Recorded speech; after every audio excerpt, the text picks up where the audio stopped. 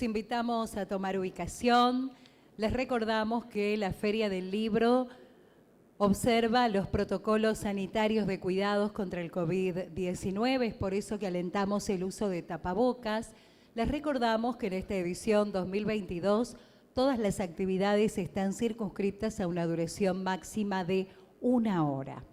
En nombre de Fundación El Libro, organizadora de esta 46ª Feria Internacional del Libro de Buenos Aires, les damos la más cordial bienvenida a cada uno y a cada una de ustedes, y en particular a la Biblioteca Nacional Mariano Moreno, que en nuestra casa presenta la revista La Biblioteca, número especial dedicado a Horacio González. Queremos destacar que nos acompañan el presidente de Fundación El Libro, Ariel Granica, y el secretario de Fundación El Libro, Alejandro Baccaro. Participarán de esta presentación Graciela D'Aleo, Miguel Vitaliano y Darío Capetti. Las palabras de inicio por parte de Fundación El Libro a cargo de su secretario, el señor Alejandro Baccaro. Por favor.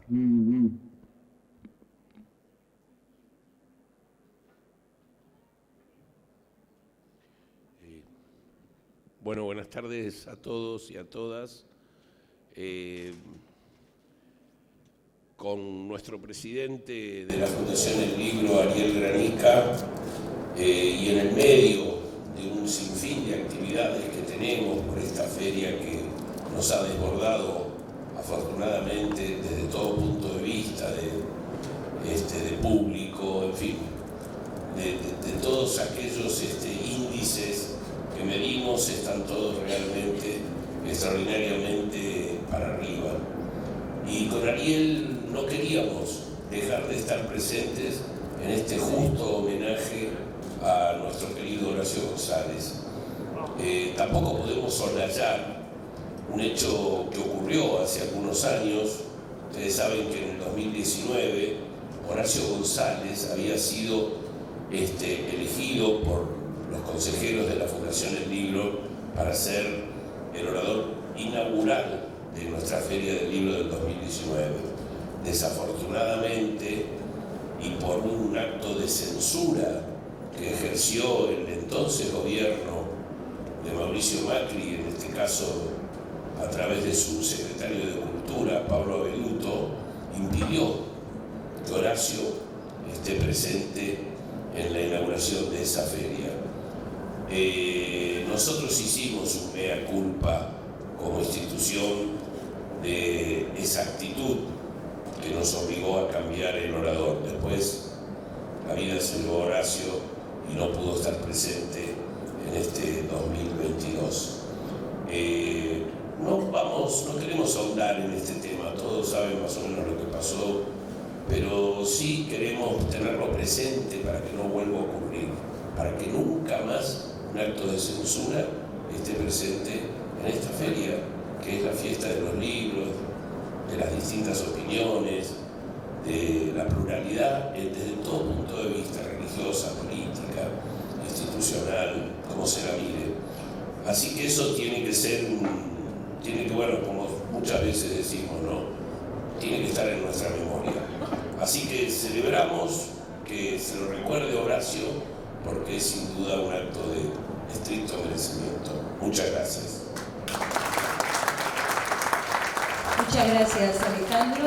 Y para dar inicio a la presentación de la revista La Biblioteca, número especial dedicado a Horacio González, la palabra de Sebastián Skolnik, jefe del Departamento de Publicaciones de la Biblioteca Nacional y director editorial. Bienvenido, tiene la palabra. Hola. ¿Se escucha bien? Sí.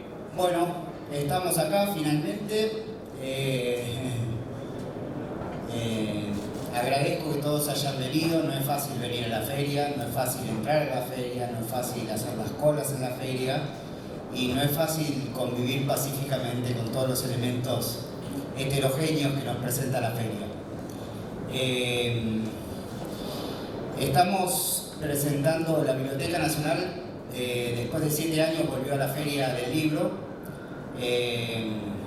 Estuvo no diría censurada, pero se canceló su participación durante el gobierno que acá describía Baccaro, por una parte, y por otra parte, después vino la pandemia y bueno, lo que todos ya sabemos. Estamos en la feria cuando Horacio González asumió la dirección de la Biblioteca Nacional, primero la subdirección acompañando a Leo Vital y luego como director. Decidió por impulso fundar una editorial, una editora pública. Después fuimos encontrando más precisiones sobre el sentido de eso que estábamos haciendo, pero tuvo el impulso de editar libros, que es lo que siempre Horacio encontraba malo, ¿no? Pero también tuvo el impulso de editar la revista La Biblioteca, que la había fundado Paul Grusac un siglo antes, que la había continuado Borges, en ambos casos una revista con fuertes invocaciones polémicas, con intervenciones fuertes sobre la realidad, en un caso para discutir la historia y para polemizar sobre los documentos históricos y sobre la lengua argentina, y en el caso de Borges para proponer también un canon literario. En el caso de González, el gesto de retomar esta iniciativa histórica tenía como horizonte, de alguna manera, discutir el presente y discutirlo desde nombres y desde lenguas que habitualmente no formaban parte del horizonte del Estado ni de las instituciones públicas. Entonces, esta revista particular, este ladrillo, podríamos decir, como le gustaba a Horacio, le gustaban los ladrillos, esperemos no ser menos en este caso, la llenaba de colaboradores de distinto tipo. Los había académicos, los había escritores, los había autodidactas, y todos intervenían con el mismo grado de libertad e interés en la revista, aun cuando sus intervenciones no siempre fueran interesantes. Esto decía yo, ¿no? Y siempre Horacio, con esa especie de mirada plural y amplia, decía que había que ser más generoso, que contemplar más ampliamente los temas, que bien vistos los artículos todos son buenos siempre, y que todos construyen la escena cultural que es necesario construir para intervenir en el presente. A Horacio le gustaba mucho cuando salía un libro, se ponía muy contento, pero cuando salía la revista era una felicidad suprema, mayúscula. Y me acuerdo,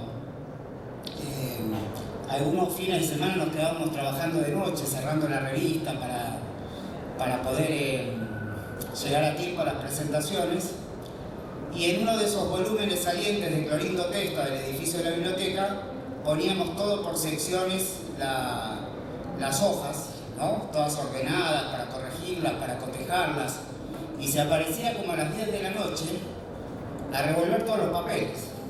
Lo queríamos matar, evidentemente, y se ponía a leer la revista ahí y agarraba los manojos de papeles y decía: ¡qué bárbara!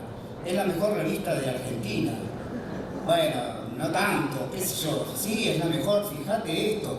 Pusiste una imagen de tal tiene que estar con una imagen, venía ahí. Y un día me acuerdo que un compañero que diseñaba libros y creía que estaba en Silicon Valley, trajo un monopatín que él lo tenía ahí en la oficina siempre, como para desplazarse. Y una de esas noches Horacio dijo: yo tuve uno de estos en mi infancia en Villa Pueyrredón.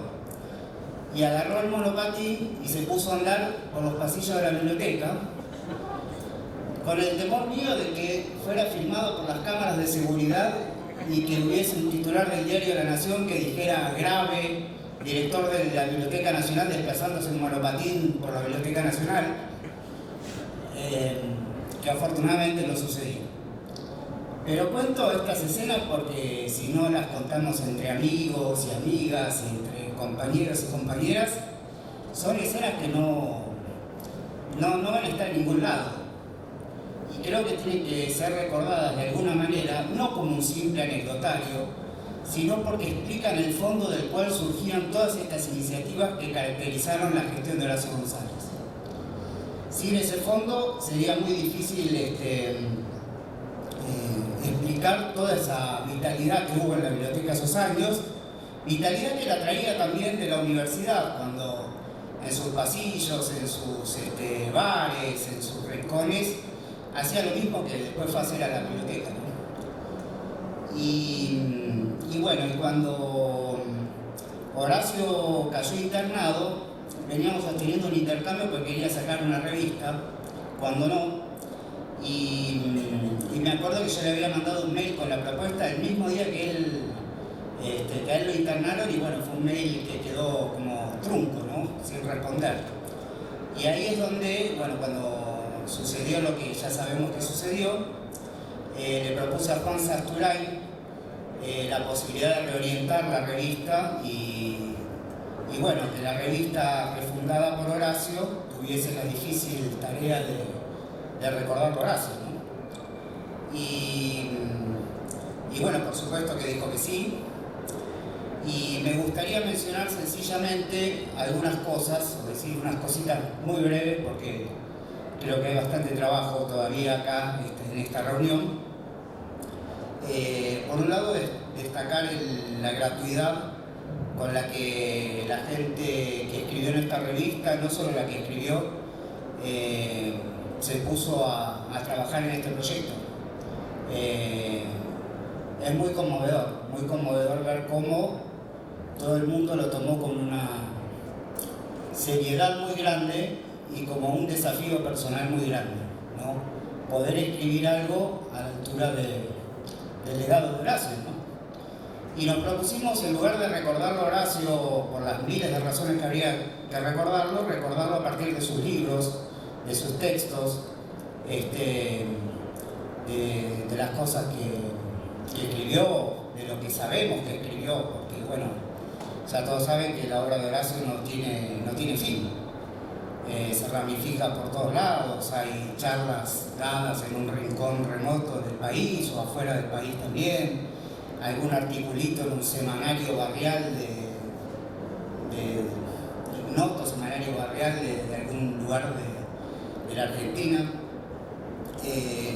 Entonces me da la impresión de que con este gesto de gratuidad, yo sé que se ha dicho, se ha comentado en el acto inaugural de la feria, el hecho de que todo escritor merece recibir una remuneración por el trabajo que hace.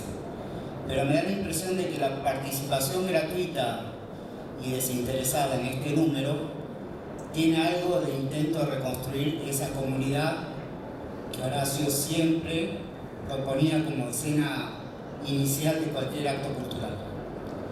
Así que bueno, el agradecimiento a todos y todas.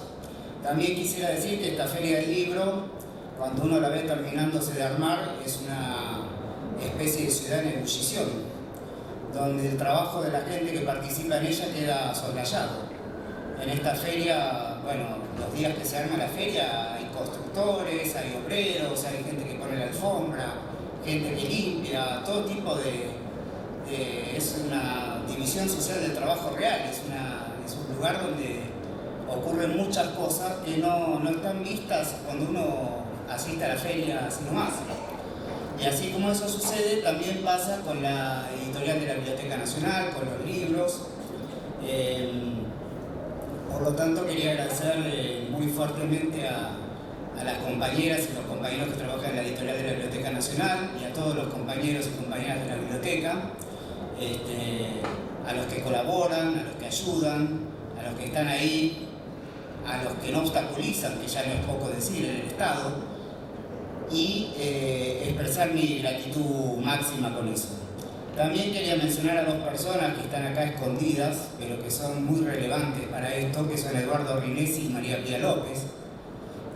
Los dos fueron editores invitados y lo han hecho de una manera, o sea, no diría que trabajamos en equipo porque es una mala palabra y hace un tiempo, pero realmente se compuso ahí un grupo de trabajo muy lindo. Yo celebro la rigurosidad de Pía y el entusiasmo de Eduardo, pusieron a traducir textos, porque siempre había una propuesta, siempre había unas ganas desbordantes por construir este número de la revista, y fueron realmente los editores de esta revista, editores invitados que han trabajado de una manera, bueno, desde luego gratuita, desinteresada, etcétera, etcétera, pero sobre todo comprometida.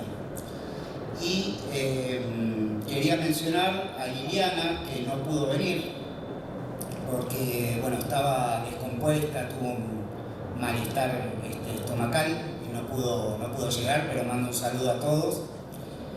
Y quería contar que, bueno, también agradecer, acá me lo traje anotado para no olvidar a nadie, a Nora Lescano, a Jimena Talento, a Rafael Calviño, Marcelo Guisi, que anda por ahí, y a Jimena Dualde, que han ofrecido unas imágenes hermosísimas para el número.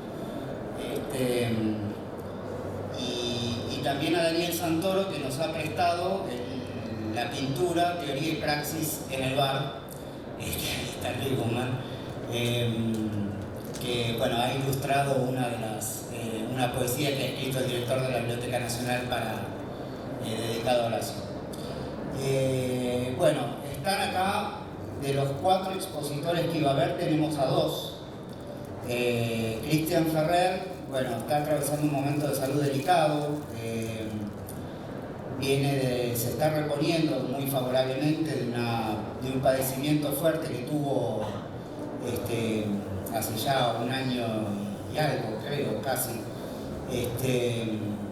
y no va a poder venir, quiso venir primero, se entusiasmó, quiso escribir algo y no pudo porque una circunstancia familiar también se lo impidió, había empezado a hacerlo, en torno, no sé si de una infidencia, pero en torno a Horacio como intelectual público, pero no pudo venir. Y están Miguel Vitagliano, que es escritor, crítico, docente, también editor, ¿no? Si no me equivoco. Y que, bueno, ha aceptado este convite para comentar la revista. Y Graciela D'Aleo, que es una compañera militante de muchos años, que pasó por las circunstancias más diferentes que la vida pueda presentársele a uno, y que además fue parte de esos pasillos de la Facultad de Ciencias Sociales donde de alguna manera podríamos decir que muchas de estas cosas se gestaron. Así que, bueno, está faltando Darío Capelli, que debe estar demorado en alguna de esas colas interminables. Y bueno, si no se oponen, daríamos comienzo a esta reunión.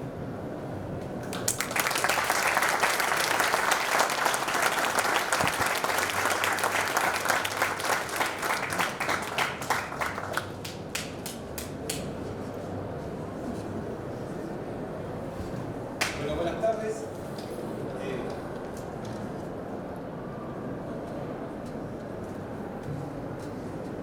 Bueno, yo quiero agradecer la invitación.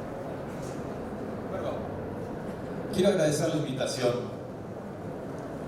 que me llena de orgullo. Y como siempre en estas situaciones, uno, o al menos yo siento que siempre uno es imprudente y se equivoca con lo que hizo. Pero tal vez la imprudencia se deba al placer de haber leído los 50 artículos que componen esta revista y detenerme cada una de las fotografías. Era muy difícil poder tratar de hacer una síntesis, poder recorrer todos los textos como los había recorrido en la lectura. Por lo tanto, traté de escribir mi propio recorrido, el recorrido que yo podía hacer, dadas mis posibilidades.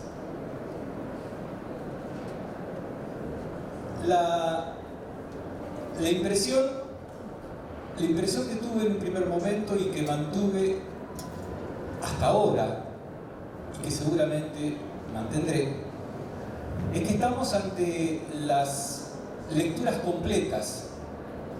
Las lecturas completas, el primer tomo de lecturas completas sobre Horacio González. Y cuando digo el primer tomo de lecturas completas, lo digo con el sentido de que nos referimos a las obras completas a las obras completas de un autor. Y en este caso no es un mero giro de ocasión, sino que la escritura misma, el trabajo de Horacio González nos hace pensar permanentemente en una conversación que nos incorpora.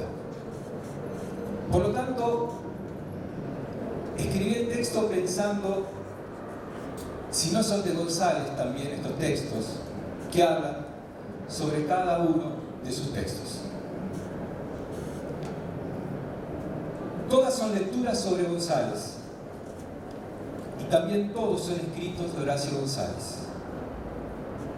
Me atrevo a sugerirlo pensando en dos insistencias de su escritura: el movimiento y el ánimo por construir una conversación colectiva.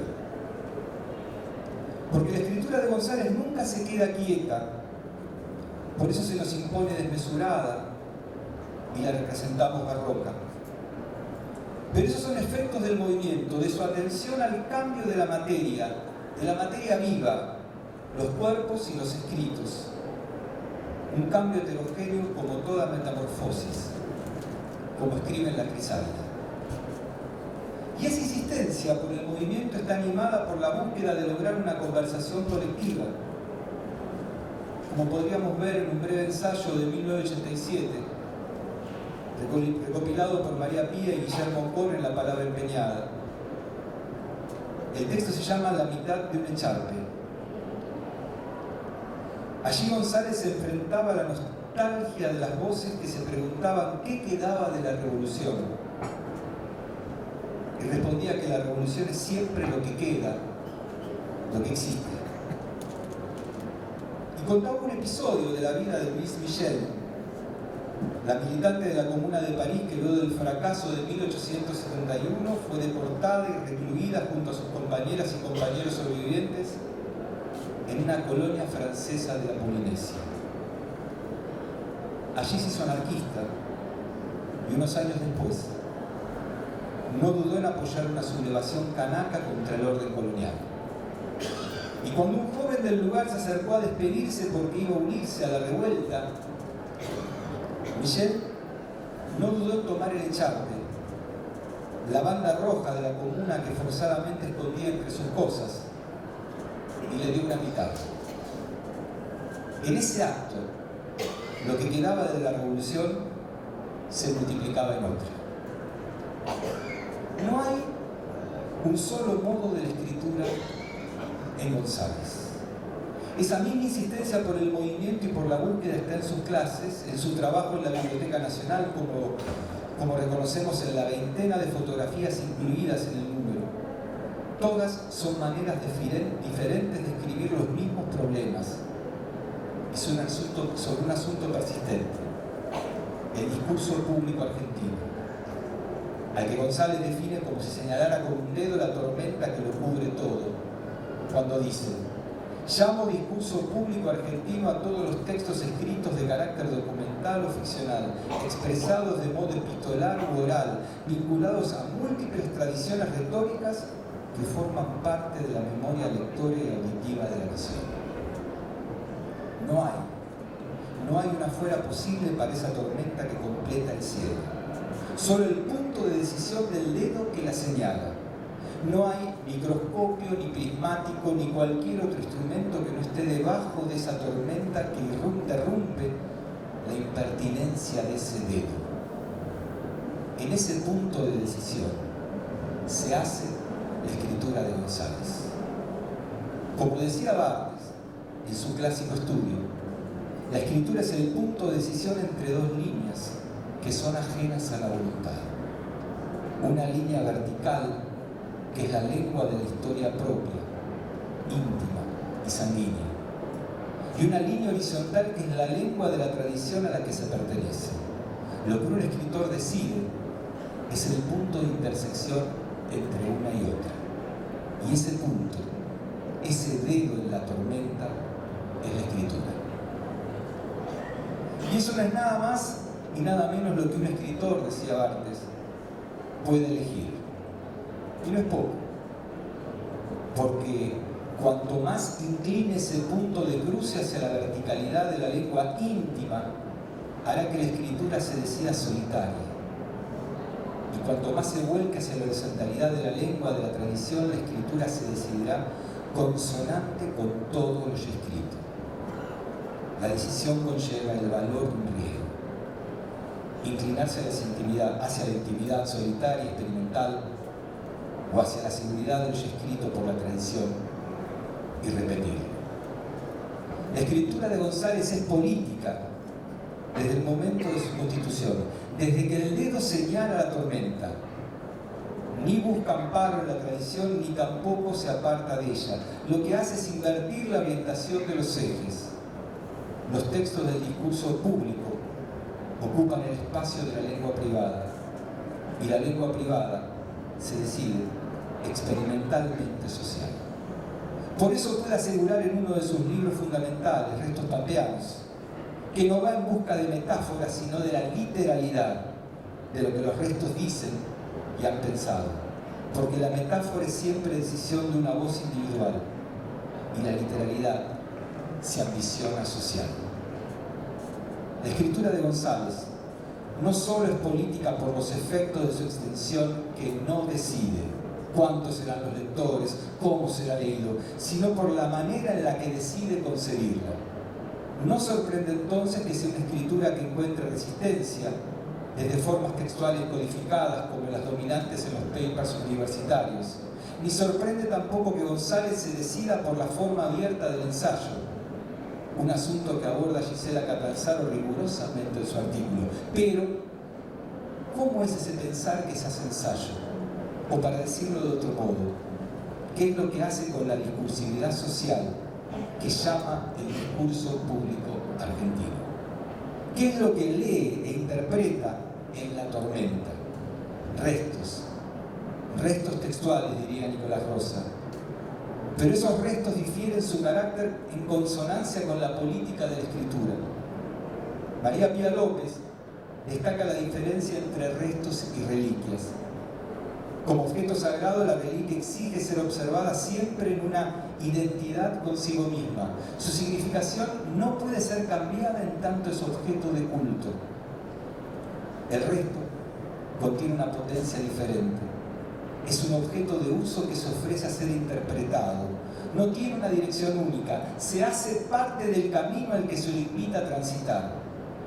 El resto vive para un nuevo bricolaje, dice María Pía, destacando la relevancia que tiene en González la obra de Lévi-Strauss, El pensamiento salvaje. El pensar del bricolaje pone en relación series de lo más diversas, contactos intempestivos e impertinentes de la mirada de la ciencia. Es un saber que construido con los retazos dejados a un lado, y que no avanza en línea recta. Busca en los bordes, moviéndose a veces en círculos o por saltos.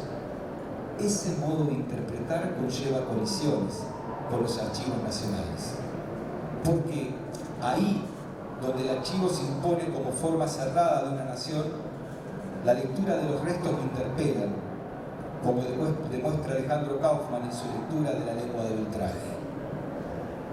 En esa trama interpretativa de restos del discurso público, González traza un recorrido que una y otra vez se bifurca, como si cada resto interpretado diese lugar a otra lectura que atenúa a la que la precede y se afirma en la siguiente, aunque abriéndose en dos.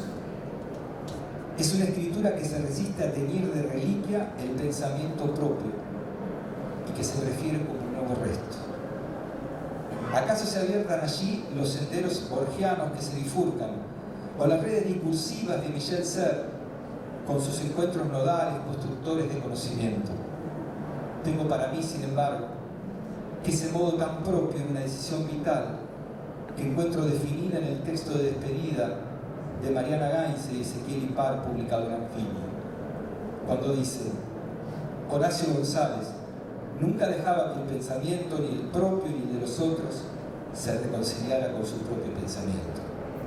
Una razón más que contundente para comprender esas bifurcaciones, que no estaban solo en sus escritos, también se destacaban en cada decisión en la Biblioteca Nacional.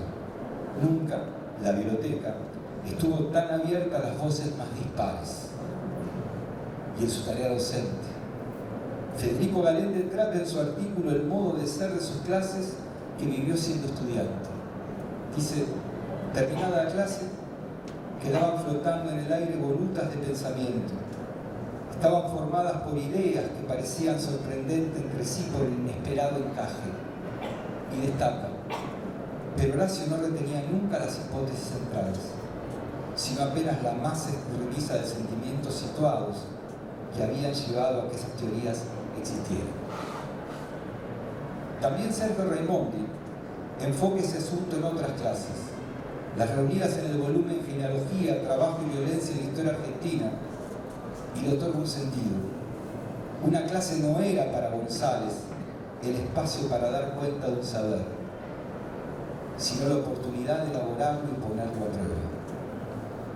Aunque sus ensayos puedan reconocerse esa intención, era en sus clases donde hacía particular hincapié en lo decisivo que resultaba reconocer desde dónde se lee a un autor. Por eso en el curso que dictó en la Facultad Libre de Rosario, abandona enseguida el concepto de genealogía y elige el de rastreo. Cambia Nietzsche por una práctica popular de investigación en la llanura. Raimondi señala la elección y subraya el oxímoron usado por Sarmiento en el Facundo para describir el rastreo, una ciencia vulgar, y caracterizaba el trabajo del rastreador en González.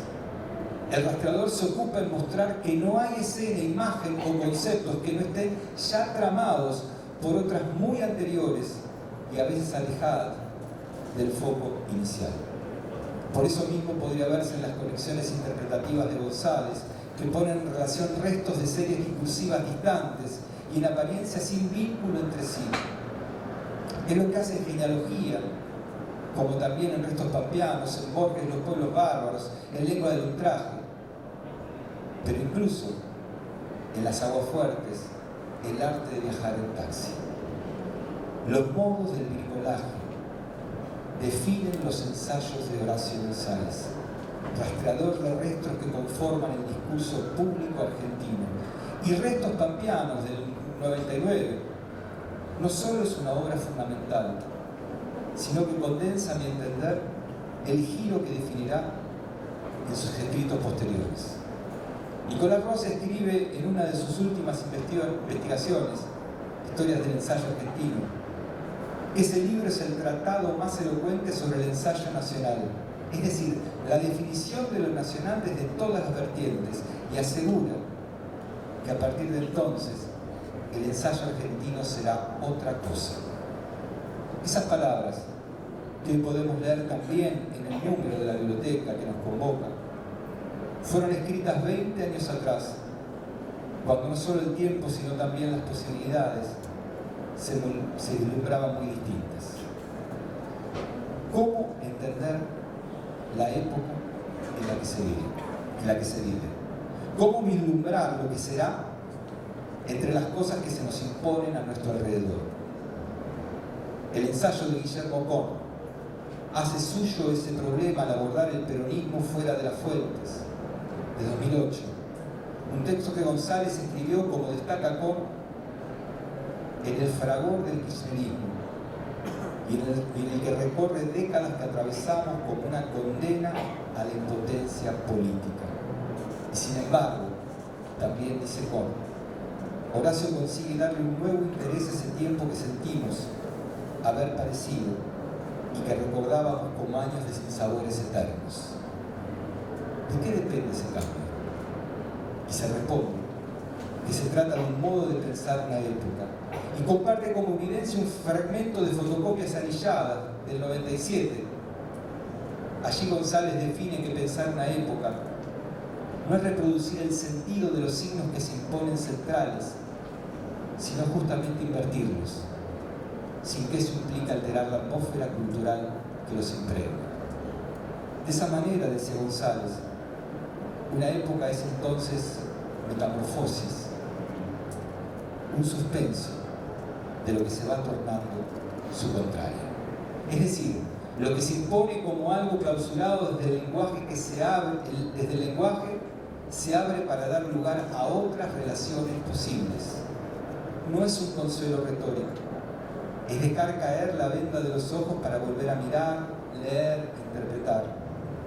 Pensar una época nunca es aceptarla quieta, es pensarla en el movimiento de lo que podrá convertirse en su metamorfosis. Pero, ¿es posible escribir en medio de la ebullición de los sucesos? ¿Cómo lograr que el fragor de los acontecimientos no entorpezca la reflexión de los propios escritos? A eso apuntaba González al escribir en Retórica y Locura. Mi tema es la locura en el acto de escribir y de hablar. El libro reúne 4 conferencias que había dado ese mismo año, 2002, en París, y otra dictada unas semanas después en San Pablo, la ciudad en la que había vivido varios años.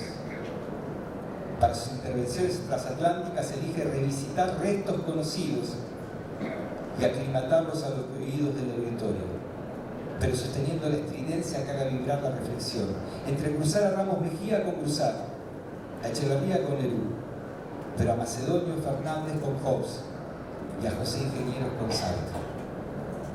A su regreso a Buenos Aires, en el aeropuerto lo sorprende la noticia del asesinato de Costec y Santillán y decide que el tema de la conferencia quedará en San Pablo. ¿Cuál será? Y decide cuál será el tema de la conferencia que dará en San Pablo. ¿Cómo dejar de escribir en medio de la ebullición de los sucesos? El tema de su exposición será la muerte y el crimen político en la fundación de la vida nacional, desde el Facundo Operación Masacre, atravesando una pregunta insistente: ¿hay alguna muerte no política? En la lectura que propone Mariana Gainza del libro, puntualiza con lucidez que los pensamientos emancipados argentinos son el resultado de apuestas intelectuales y políticas que implican pérdidas y renuncias, pero que al mismo tiempo esos pensamientos son compartidos a través del goce íntimo de la escritura. Eso dice al final y deja las últimas líneas a los principios de González. Publico este libro de charlas con la tonta alegría infantil de presentarme como un conferenciante en universidades de otros países.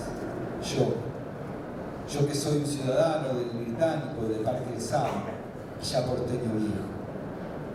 Escamas duraderas que no impiden respirar en ningún lado, pero que dejan escapar a cada rato el resuello exclusivo, enrarecido de estos tiempos argentinos.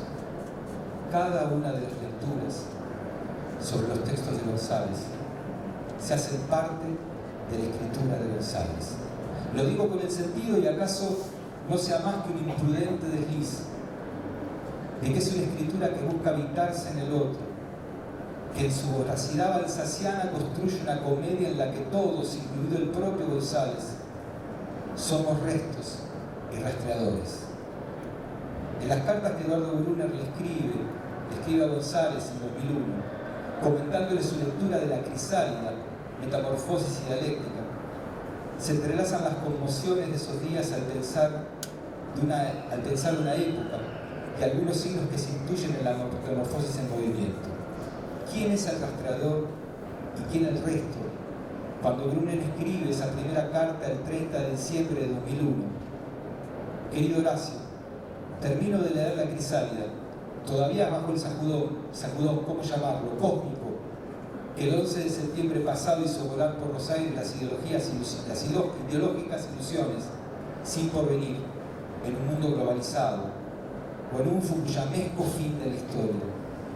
Y enseguida comenta: tu libro empieza, por así decir, a toda orquesta, con un canto de amor a las bibliotecas, algo muy tuyo.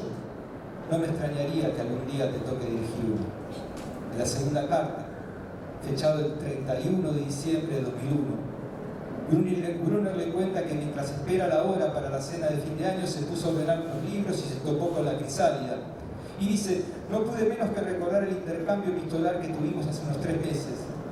Mis preguntas y respuestas a propósito de cómo un acontecimiento como el atentado a las Torres podría deslocar el vaivén entre metamorfosis y dialéctica.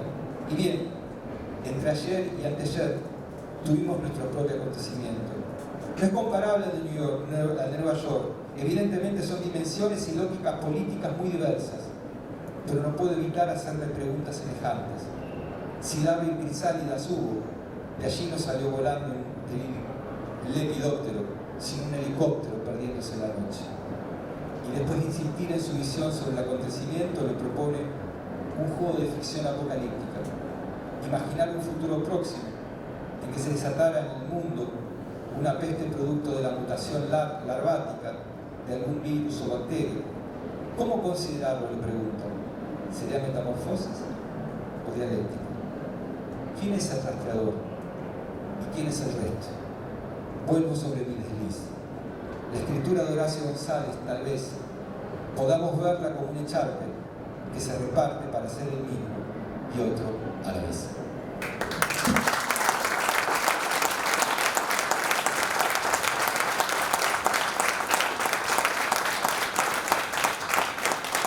Bueno, acá no tenemos tantísimo tiempo, así que vamos a ir acelerando.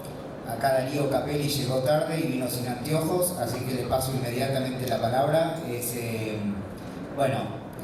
continuador de la experiencia del Ojo Mocho, docente en las cátedras de Horacio González y conocedor muy profundo de su obra también. Así que... Gracias. Bueno, perdón por la llegada tarde. Sí, en el apuro me olvidé los anteojos también, así, bueno, acá Sebastián me prestó unos. Ah, quizás, perdón. Sebastián me ve muy bien. Muevo la vista. Ah, muy bien. Bueno, Miguel está más cerca de mi miopía que la de Sebastián. Sebastián ve muy bien. Bueno, ¿qué tal, Alicia? ¿Qué tal, Miguel? Gracias, Sebastián. Bueno, gracias a los compañeros y las compañeras de la Biblioteca Nacional, particularmente también a Eduardo, a Pía, a Sebastián, por invitarnos a presentar este fabuloso número de la revista La Biblioteca. Que sí, evidentemente es un repaso total de la obra de Horacio, donde uno podría, realmente uno tiene, al leerlo todo, una visión panorámica de una cantidad de coherencias que aparecen en la obra, ¿no? Uno puede leer la obra de Horacio como una obra perfectamente coherente, no es ninguna novedad lo que estoy diciendo, pero ¿en qué consistirían esas coherencias o esos, digamos, operadores de sentido, o no sé cómo llamarlo, manchas temáticas, por ponerle un nombre que no era del campo semántico de Horacio, era más bien del campo semántico de Viñas, digo, pero por ponerle algún nombre, cuáles son esas obsesiones, tampoco está bien decirlo así, pero bueno, que aparecen de manera reiterada en la obra de Horacio. Efectivamente, y que efectivamente era una coherencia interna, ¿no? Empezando por algo que lo escuché a Eduardo destacar en estos días, que es que una de las primeras cosas que leemos, si ordenamos la obra cronológicamente de Horacio, una de las primeras cosas que leemos de su autoría es el texto aparecido en la revista Envido, Humanismo y Estrategia en Juan Perón, y terminando por el último libro escrito, que es justamente Humanismo. Entonces, digamos, ya al menos si no conociésemos la obra y solamente tuviésemos en cuenta esas dos puntas del arco, que traza la obra de Horacio, ya nos daríamos cuenta que existe ahí una coherencia y la pregunta por el sujeto de la política. Pero ¿cuáles son esos operadores de sentido, ¿no? Más allá de estas dos puntas? Bueno, aparece una cantidad de operadores de sentido, de manchas temáticas, insisto, no sé si decir obsesiones, pero que es notable como, siendo todos autores distintos de la revista, digo, ¿no? Sobre todas obras distintas, que en ningún momento se llaman entre los 50 autores se han llamado o constituyeron un grupo de WhatsApp que sea próximo al número de la biblioteca. Si sobre casos vas a escribir vos, en ningún momento se debe haber puesto, no hubo este acuerdo. Me consta porque también fuimos invitados a escribir, justamente, excepto que no haya invitado a algún grupo, pero no hubo un grupo en constante, hay una cantidad de acuerdos, ¿no? Los temas que aparecen de manera reiterada como operador de sentido, me parece que algunos podemos nombrarlo. Claramente el problema de la traducción, ¿no? El problema de la traducción no solo de una lengua a otra, lo cual es un problema manifiestamente presente en la revista, digo, el tema de la traducción de una lengua a otra, en la medida en que hay una buena cantidad de artículos, 6 concretamente, que remiten a cada uno de los libros que escribió Horacio en su exilio de San Pablo, ¿no? Está el artículo de Ricardo Arnskin sobre qué es el subdesarrollo, el artículo de Juan Laxalborde. Después, si podemos decir 2 o 3 cositas sobre cada uno de los artículos que vamos nombrando, sobre la cuestión de los intelectuales. Estos 2 libros tienen la particularidad de no haber sido traducidos, efectivamente, ¿no? Y después, bueno, el artículo de Afranio Méndez sobre Camus, el artículo de Cecilia Abdo sobre la Comuna, un artículo de Julia Rosenberg y Soledad Guarnacia sobre Evita el Camarín, y el artículo de Martín Cortés sobre Marx. Estos últimos 4, sí, efectivamente fueron traducidos. 3 de ellos, Marx, la Comuna y Camus, en un solo tomo, y Evita el Camarín aparte. Pero digo, allí está efectivamente el problema de la traducción, incluso hasta en los mismos títulos. Cecilia Abdo, por ejemplo, ha decidido su propio título, ¿no? El propio título de su artículo, dejarlo en portugués. Pero no solamente es el problema de la traducción entre lenguas. Digo, el problema de la traducción aparece permanentemente en Horacio, pero como el problema también es interesante cómo estos operadores de sentido funcionan como ejes de rotación, cada uno de los cuales hace girar otro, ¿no? Entonces aparece el problema de la traducción. Por ejemplo, el problema de la traducción entre la conciencia del conductor y la acción política de las masas. Pero eso hace girar otro eje de rotación que configura otra mancha temática, otro operador de sentido, que sería el problema de la conciencia del príncipe, el problema de la conducción, que hace girar a su vez otro eje de rotación, otra mancha temática, operador de sentido, que podría ser el mito, que al mismo tiempo remite nuevamente a la cuestión de la traducción del mito a la acción política concreta. Entonces, o incluso la traducción del mito a los, digamos, aparatos de comprensión que son capaces de tornarlo inteligible, sabiendo que esa empresa es una empresa que está destinada al fracaso, porque nunca el mito es enteramente traducible. Pero eso incluye a las instituciones también, ¿no? Eso incluye a las instituciones como aparato de comprensión abocadas a la traducción del mito, a acciones políticas concretas, sabiendo incluso que es una empresa destinada a no poder ser completa a no poder ser completada. Otra traducción que se configura como obsesión en la obra de Horacio, entre la imagen y la palabra, que por otro lado da origen precisamente al título de uno de esos libros y a los problemas abordados por uno de sus últimos libros, o de los últimos 5 o 6 años, que es Traducciones Malditas, ¿no es cierto? Algo diremos también sobre ese libro y sobre el modo en que es abordado en la revista. Y algo que marcaba recién Miguel con tanta precisión, el problema de la traducción de una época en otra también, ¿no? Es decir, o los modos en que una época se resiste a irse, a pesar de haber dado todo, o a pesar de creer haber dado todo, pero justamente se resiste a irse porque evidentemente no lo dio todo, y justamente cómo eso que no dio se traduce en un legado para las otras, ¿no? Eso también, esa traducción. Ahí hay la idea de traducción que también podría ser, más que una idea de traducción, podría ser también la idea de mutación, ¿no? No está tan lejos la idea de traducción y la idea de mutación, que es una palabra que también aparece permanentemente en los artículos. Hay una fuerte preocupación sobre la cuestión de las mutaciones y cómo Horacio, principalmente a través de sus intervenciones en la esfera pública mediante artículos de revista, y no solamente artículos de revista, sino proyectos editoriales alentados por Horacio en las revistas que están muy bien definidas, cada una de sus épocas. Los 70 para Envido, los 80 para Unidos, los 90 para Los Comocho, los 2000 para la biblioteca. Esto también se lo escuché decir a Eduardo el otro día en la presentación de la colección de clásicos latinoamericanos, entre los cuales está incluido un libro con una compilación de textos de Horacio, que se presentó el otro día, y colección que además sugerimos muy fuertemente al público presente que trate de acceder, ¿no? Un libro de Horacio, un libro de Darcy Ribeiro y un libro de Ángel Rama, como los 3 primeros títulos de la colección.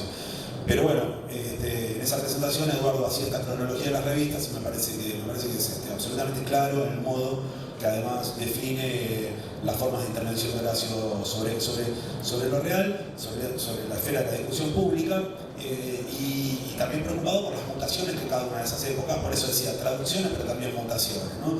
Y las mutaciones allí donde configura también la irreversibilidad de algo que se abre, no solamente de los modos en que una época lega a la otra, sino los modos en que una época fija también directrices relativamente irreversibles. En ese sentido, el artículo de Juan Gianni, por ejemplo, sobre la revista Unidos, hay una gran preocupación sobre los artículos de Horacio en la revista Unidos, principalmente el artículo sobre Cook, ¿no? La Revolución Tinta Limón, es un artículo de Horacio en la revista Unidos de los años 80, sobre básicamente la correspondencia entre Perón y Cook, que entre paréntesis, si hay otra mancha temática, otro operador de sentido, ahora con nombre propio, que aparece de manera reiterada y que le da coherencia interna a toda la obra de Horacio, es el nombre de John William Cook, junto a otro que es el nombre de Antonio Gramsci, que no sé si tiene que ver también con los modos en que recepcionamos.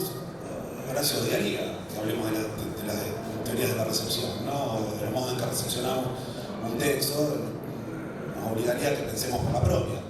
Pero no sé si no es el modo también en que recepcionamos la obra de Horacio en esta época, ¿no? Y cómo encontramos a Gramsci por todos lados, ¿no? ¿Vieron qué pasa eso? Te pasa algo y ves eso como se repite en todos lados, ¿no? Y bueno, no sé si tiene que ver con las condiciones culturales que hacen que hoy recepcionemos la obra de Horacio leyendo que ahí en entre líneas el nombre de Gramsci, que entre líneas está el nombre de Gramsci. Pero digo, también aparece, no solamente está entre líneas, aparece literalmente el nombre de Gramsci. Pero volviendo al texto de Gianni, sobre el artículo de Horacio en la revista Unidos, ahí hay algo que lo anuncio ahora a modo de preocupación y que después refuerzo esa preocupación. Porque dice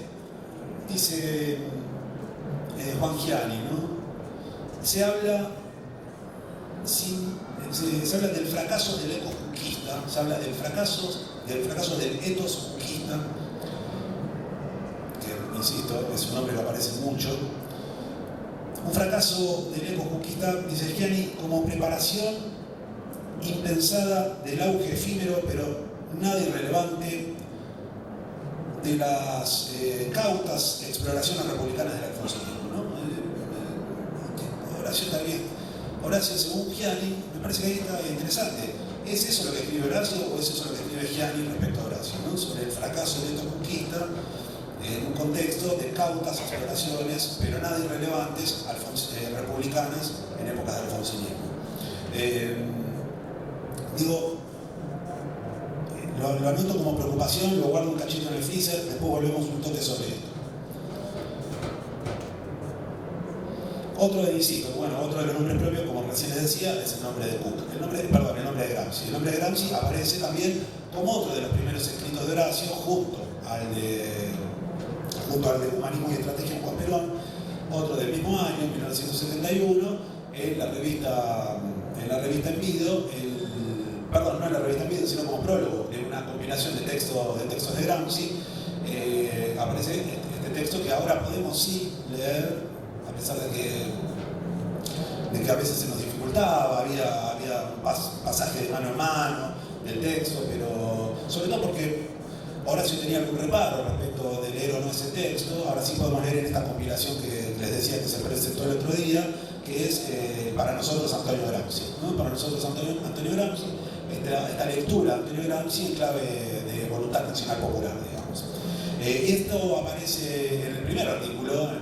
Lo primero que nosotros leemos una vez que abrimos la revista es este primer artículo de Pascual Serra y de Micaela Cuesta sobre este texto de Horacio, ¿no? Y allí aparece la cuestión de cómo Horacio lee Gramsci, no solamente una cuestión vinculada a la guerra de posiciones, la cuestión estratégica y la lucha con hegemonía, digamos, sino principalmente el primado de la acción sobre la problemática cultural, ¿no? Horacio lee Gramsci y Pascual Serra. Es interesante lo que hace Pascual Serra, que el artículo se llama Para nosotros Horacio González, ¿no? Tomando justamente el título del texto de Horacio de 1971, llamado Para nosotros Antonio Gramsci, que de algún modo también es como repetir el propio título del texto de Gramsci, para nosotros, no para nosotros Marx, pero nuestro Marx, ¿no? Es decir, es una especie de Marx a través de Gramsci, a través de Horacio, o al revés, Horacio a través de Gramsci, a través de Marx. Bueno, la cuestión del carácter nacional de la revolución, la necesidad cómo la necesidad del momento reclama, dice Pascual Serra, la acción teológico-política para unificar al pueblo disperso, ¿no? Es decir, también hay otra traducción, la traducción de las corrientes afectivas en un programa, digamos, en una programática política, ¿no? Que también es una traducción imposible, ¿no? Siempre va a haber algo que de las corrientes afectivas, le meto, ¿no? Sí. Mirá, me falta un montón todavía, pero no. Bueno, pero no, sí, perdón, no vamos a detener artículo por artículo. Bueno, quiero decir algo más sobre el artículo de Ricardo Anoskin sobre qué es el subdesarrollo. Interesante el modo en que Horacio entiende el subdesarrollo, o mejor dicho, hace una crítica al subdesarrollo que le sirve además para hacer una crítica al desarrollismo, ¿no? Es decir, solamente se puede entender al subdesarrollo si previamente criticamos las condiciones en que el desarrollismo se desarrolló en las economías, que no hay tal cosa como las hay tal cosa como las economías periféricas y las economías centrales, pero eso hay que ver si implica o no una relación de subalternidad. Y para lo cual Horacio, y esto lo destaca mucho Ricardo, ¿no? Utiliza no solamente aparatos conceptuales creados en las academias, sino además el modo que utiliza la literatura, ¿no? como modelo de conocimiento, ¿no? Rulfo, no solamente la literatura latinoamericana, sino también en el caso de Rudyard Kipling, Conrad, los modos en que se enfrentan el mundo civilizado con mundos en sus propios términos considerados subdesarrollados. Voy rapidísimo. Me gusta mucho el artículo de Juan Laxaiborde sobre la cuestión de qué son los intelectuales. A mí me parece que Juan da en un punto preciso, cuando es Horacio que da con ese punto, pero Juan lo destaca, me parece, y acierta Juan en destacarlo, cuando Horacio presenta los distintos tipos de intelectuales que van del maldito al intelectual de los círculos del poder, ¿no? Y ahí otra traducción también, ¿no? Entre aquel que tiene una comprensión que va a contrapelo de las comprensiones canónicas de la época, pero al mismo tiempo aquel que se compromete pragmáticamente, y esto podría ser incluso con su participación en las instituciones, con todo lo que dijimos respecto a las instituciones, tal y como digamos, lo verificó el propio Horacio en vida, gestionando de la manera que lo hizo la Biblioteca Nacional. Que ahí me parece que es donde se distancia un poco el artículo de Pedro Yahweh. No sé si está Pedro Yahweh. ¿Está Pedro Yahweh en la sala? No. Bueno, se distancia, porque no lo conozco por eso, se distancia un poco del artículo de Pedro Yahweh, que se queda demasiado fijado en la cuestión del malditismo, ¿no? La cuestión del malditismo, como si el intelectual de una época fuera más relevante por el solo hecho de mantenerse al margen de todo, no al margen de todo, o de comprometerse con todo desde esa comprensión a contrapelo de los cánones de la época. A mí me parece que le pifia Pedro Yahweh, y lo digo con un poco de sangre en el ojo, porque es un compañero, por eso preguntaba si estaba o no, porque le quería preguntar, es un compañero que cuando fuimos derrotados en el proyecto nacional, fue derrotado en el 2015, habló de que faltaba densidad conceptual para profundizar la lucha de clases, y en ese sentido dijo: el ojo mocho de tan mocho se quedó ciego, refiriéndose a la segunda etapa a la segunda etapa de la revista. Por eso lo digo con cierta sangre en el ojo mocho.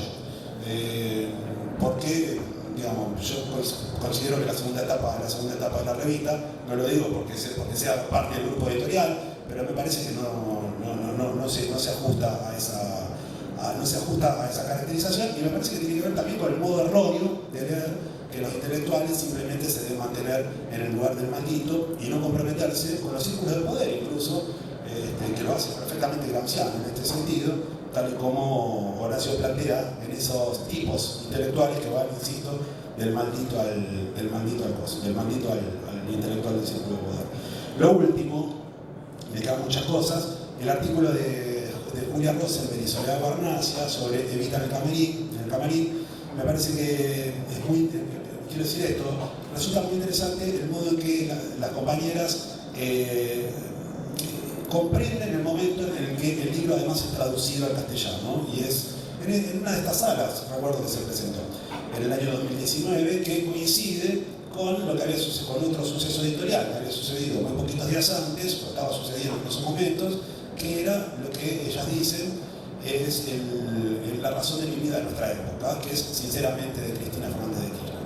Entonces, bueno, algo pasó ahí que, digamos, se configuró un mapa cultural adecuado para la aceptación de una traductibilidad posible del libro de Horacio, de Evita en el camarín, que de algún modo también es muy interesante el gesto de cómo ellas dicen, Horacio se acerca por esta cuestión de armar una biografía indirecta de un personaje relevante de la política argentina a los orígenes de la ensayística argentina con el Facundo. Se acerca a Sarmiento, ¿no? Pero lo que permite la traducción es la configuración de un universo cultural donde hay un fuerte avance del activismo feminista y no solamente una figura que se queda en el mito, aunque sabemos que cada vez que decimos mito empiezan todos los problemas, sino que además, por su pasión militante, es capaz de configurar un nuevo, o de avisorar y construir nuevas formas de poder.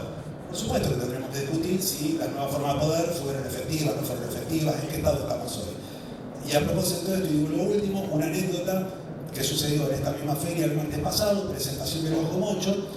Uno de los presentadores, lo voy a decir, es el pintor Daniel Santoro, el artista plástico Daniel Santoro, no sé si vino Daniel.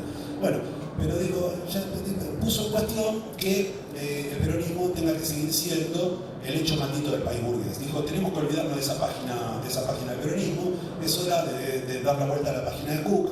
El general Perón hizo ingentes esfuerzos por tratar de comprender a Cook en las últimas cartas de su correspondencia, y por decirle, esto no va, lo que usted me propone, querido Bebe, esto no va. Así que en lugar del hecho maldito del país burgués, proponía Santoro, debiera considerarse al peronismo de aquí en adelante como el hecho bendito del país trabajador. Bueno, me parece que estamos desafiados a negar eso de Santoro. Estamos desafiados bajo la inspiración de Horacio, que tuvo a Cook permanentemente presente, no solamente para aceptarlo con docilidad, críticamente, probablemente para poner todo en discusión, pero bajo la inspiración de Horacio, bajo el amparo de la figura de Horacio, estamos obligados a discutir con esa afirmación de Daniel Santoro, que al mismo tiempo reconocía la necesidad de mitos movilizadores, corrientes afectivas que pusieran a andar la acción colectiva del pueblo argentino, pero que requería para eso dar vuelta a la página de Cook y pasar de la maldición a la bendición. Yo digo, quedémonos con la maldición, pero al mismo tiempo también pensemos a partir de allí en una estrategia de poder.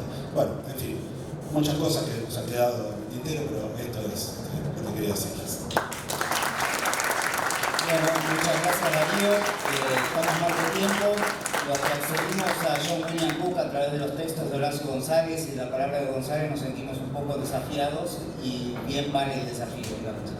Vicky, por favor, todo tuyo.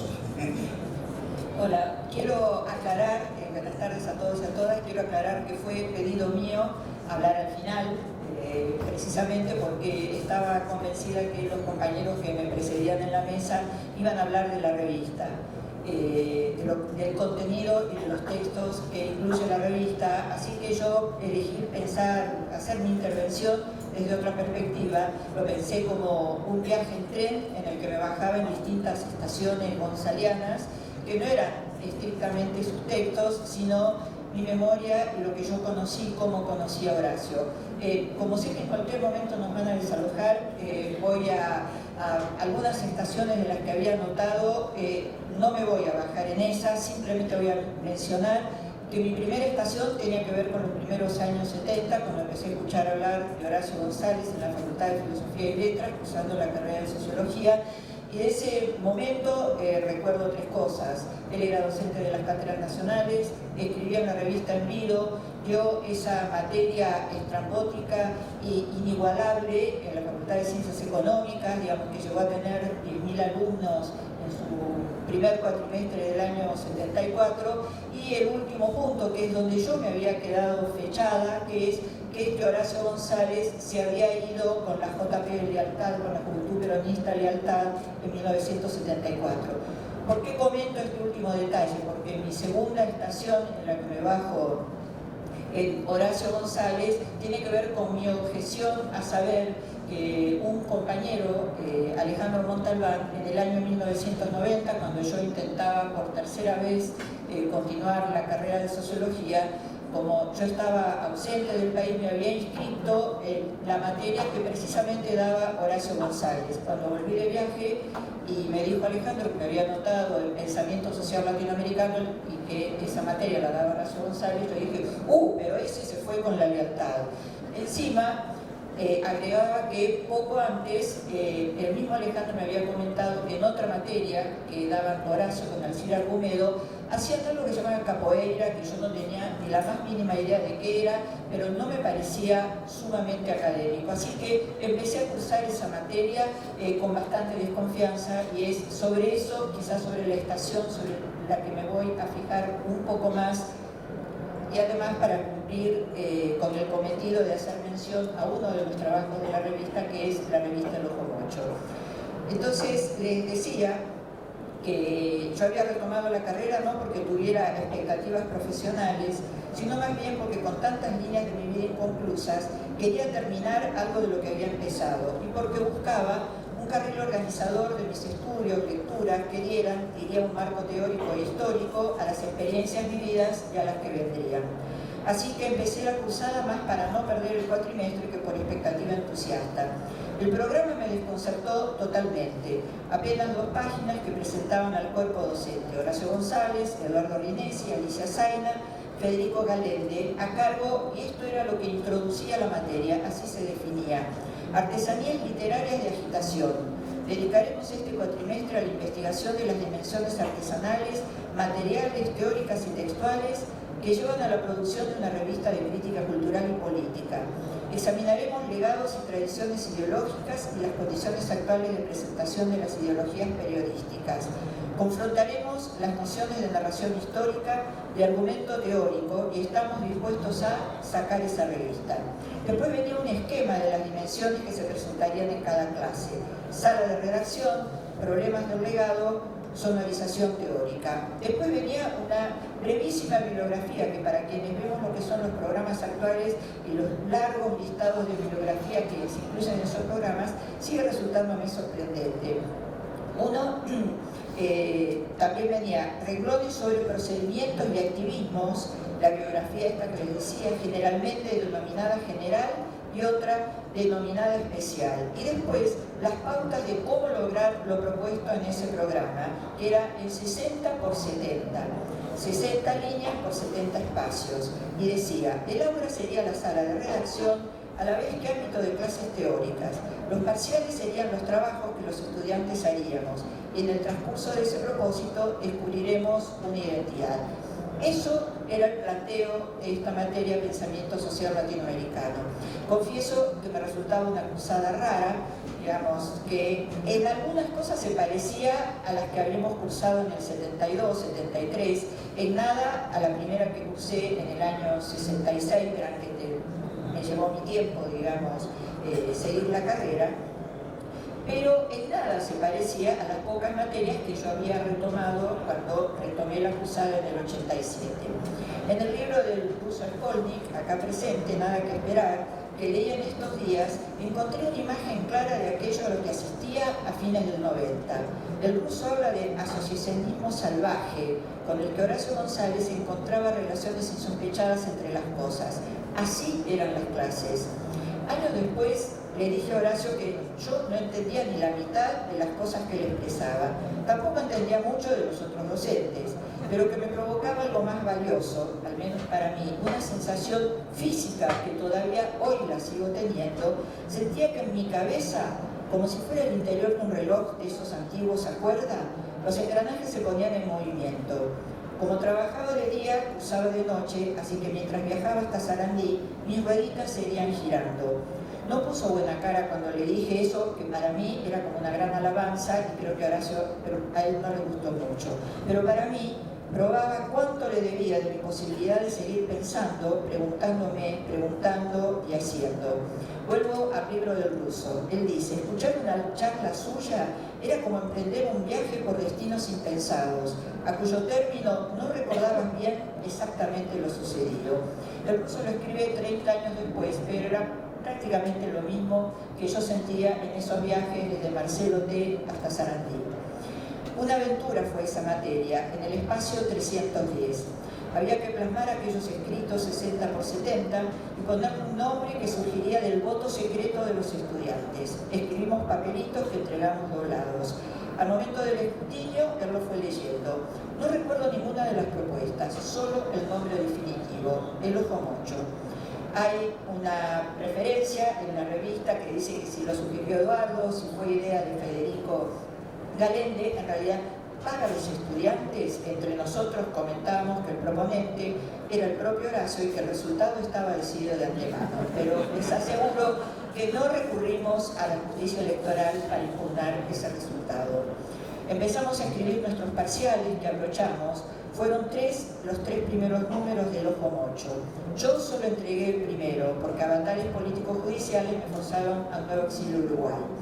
Y aclaro, ahí se produjo en Uruguay el milagro que 29 años después terminara mi carrera de sociología. Pero ese ejercicio de 60 por 70 fue incluido en el número 4, si contamos los 3 abrochados, o en el 1, según el registro más oficial, y mi nombre como parte del grupo editor. Generosidad del espacio 310. Espacio 310 porque ahí así referenciamos esta revista, porque nos pareció que ponerle el nombre de aula achicaba el territorio de lo que era la perspectiva del Ojo Mocho. La generosidad llegó también a que en mi certificado de materias apareciera Pensamiento Social, aprobada con un 9, cuando no había logrado culminar el cuatrimestre. No sabía entonces, pero ahora sí sé, que aprobar a todos era doctrina gonzaliana y que en este punto venía el arrastre polémico en equipos docentes integrados y generados por Horacio González. Les digo que en la búsqueda de qué decir en este encuentro y revolviendo viejos papeles, encontré esta hojita que es la copia del artículo original de esa hoja que fue abrochada en los 3 primeros números, que no es, dice lo mismo, pero que no es lo que aparece en el número 1, en el número 4 del Ojo Mocho, no es el facsímil, sí el texto, pero en esa época escribíamos en hoja oficio.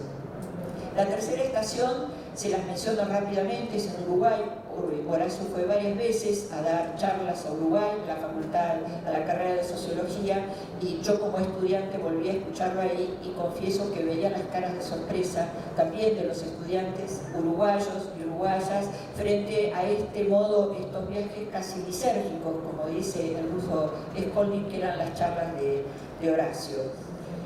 La cuarta estación tiene que ver con desgravar Horacio, por parte de mi oficio, ser desgrabador, un oficio que está casi en extinción gracias a los traductores que tienen las computadoras, pero algunos todavía y algunas siguen pidiendo que hayamos desgrabadoras y desgrabadores que escuchamos y vamos escribiendo, y escuchar Horacio y desgrabarlo tanto para los textos de la voluntad como para conversaciones sin apuro, como las charlas que dio en la Facultad de Filosofía y Letras, en el colectivo de Teología de la Liberación y en tantos otros lugares, en las entrevistas que le hicimos para nuestro proyecto de investigación sobre la historia de la Facultad de Filosofía, entre el 66 y el 83, no es solamente escuchar lo que dice, sino como le dice, sus silencios, sus apuros, sus vacilaciones, los puntos suspensivos y además la infinidad de anécdotas que no están, creo, recogidas en muchos lugares. Solo les menciono una, cuando él habla de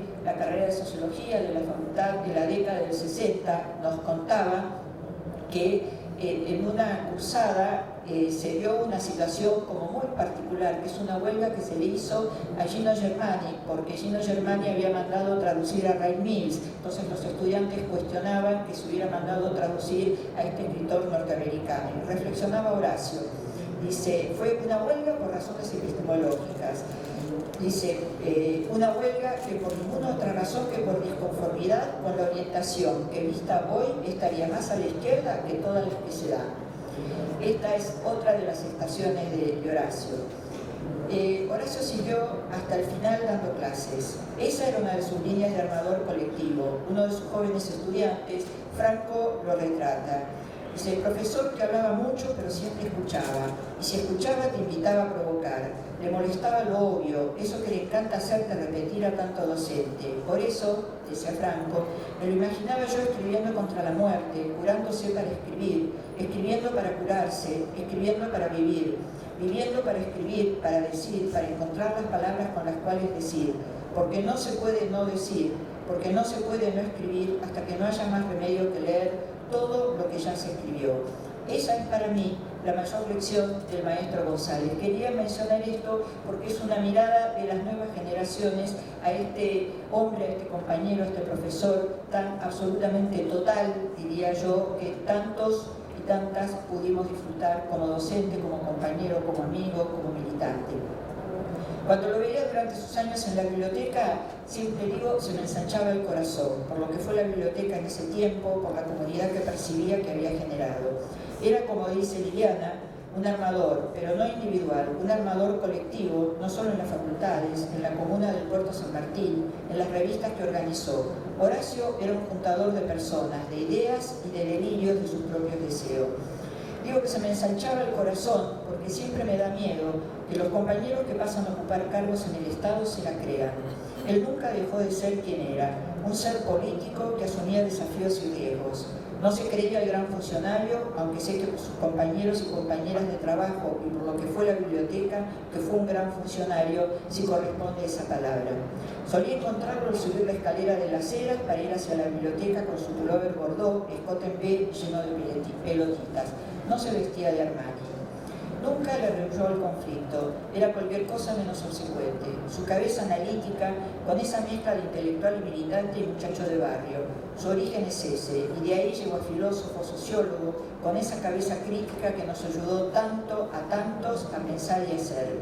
Mariano Molina, que escribió sobre él y además lo entrevistó y lo reconoce su maestro, dice: toda su obra es una elegía a los diversos tipos de militancias. No ponía una escala de valores sobre las militancias y esto molestaba algunas tradiciones tan propicias a tener el propio ranking de la militancia.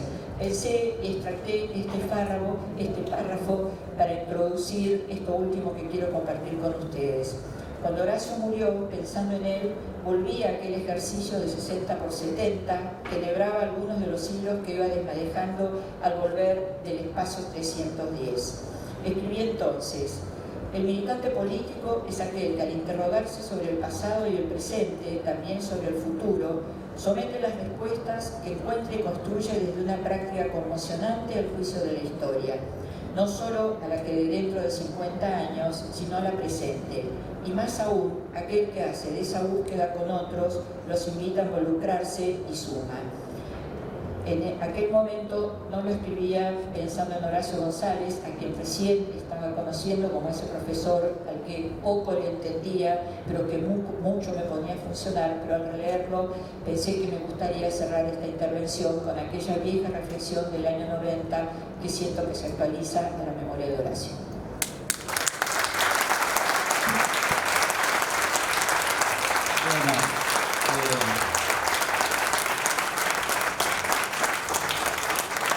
tenemos que ir terminando porque hemos sufrido advertencias múltiples durante el transcurso de la reunión.